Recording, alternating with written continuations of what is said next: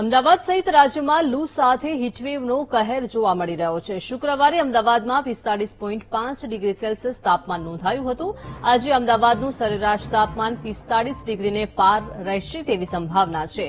ગરમીને કારણે બપોરે રસ્તા પર લોકોની ભીડમાં ઘટાડો જોવા મળી રહ્યો છે। સામાજિક સંસ્થાઓ દ્વારા લોકોને નિઃશુલ્ક ઠંડા પીણાનું વિતરણ કરવામાં આવી રહ્યું છે। શાહીબાગ વિસ્તારમાં લોકો માટે લીંબુ પાણીનું વિતરણ કરવામાં આવ્યું છે। તો અમદાવાદ સહિત રાજ્યમાં હાલ કાળઝાળ ગરમી જોવા મળી રહી છે। લૂ સાથે હીટવેવનો કહેર જોવા મળી રહ્યો છે। મહત્વનું છે કે શુક્રવારે અમદાવાદમાં 45.5 ડિગ્રી સેલ્સિયસ તાપમાન નોંધાયું હતું। આજે અમદાવાદનું સરેરાશ તાપમાન 45 ડિગ્રીને પાર રહેશે તેવી સંભાવના વ્યક્ત કરાઈ છે।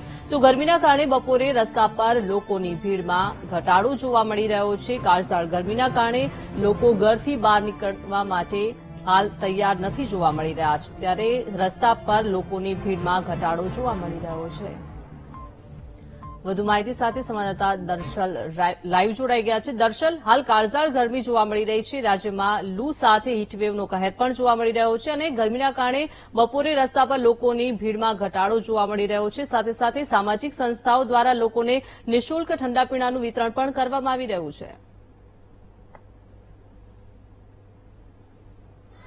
જી, હું સિવિલથી મેઘાણીનગર રસ્તા ઉપર છું ને ત્યાં જોઈ શકાય છે કે આ યુવાઓ દ્વારા લીંબુ વિતરણનો કાર્યક્રમ જે છે, લીંબુ પાણી વિતરણનો કાર્યક્રમ કરવામાં આવ્યો છે। લોકો અહીંયા છે વ્હીકલ ઉપર જે આવે છે તેમને રોકીને અથવા તો તેઓ ઉભા રહીને અહીંયા લીંબુ શરબત પી રહ્યા છે। આપ શું કહેશો, કેવી ગરમી છે? બહુ સખત ગરમી પડી રહી સાહેબ।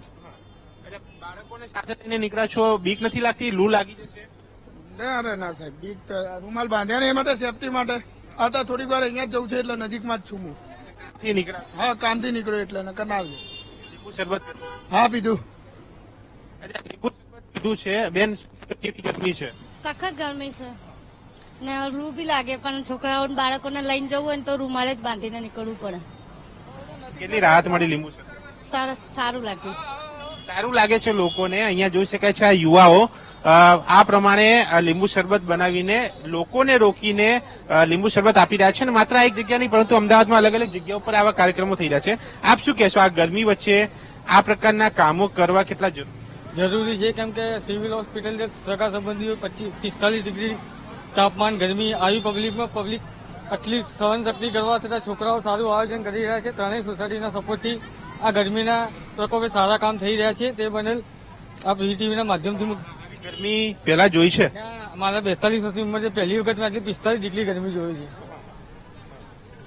કેટલા દિવસથી તમે આ કાર્યક્રમ? અમે લગભગ છેલ્લા 5-6 દિવસથી આ કાર્યક્રમ ચાલુ રાખે છે। ક્યાં સુધી ચાલુ રાખો?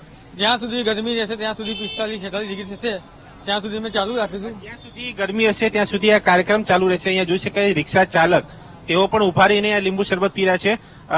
શું કહેશો, કેવી ગરમી પડી રહી છે? એવી ગરમીનો માહોલ છે તો હમણાં થોડું સાચવાદીને ચાલવું જોઈએ। જે કામ હોય એ કામ માટે બહાર નીકળવું જોઈએ।